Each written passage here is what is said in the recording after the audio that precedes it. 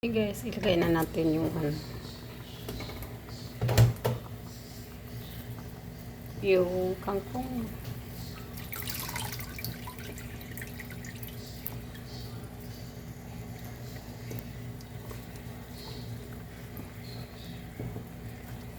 Ilagay na natin yung kangkong.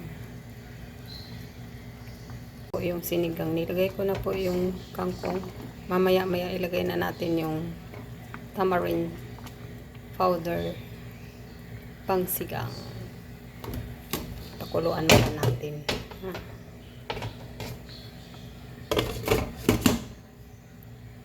Luto na po yung sinigang ko.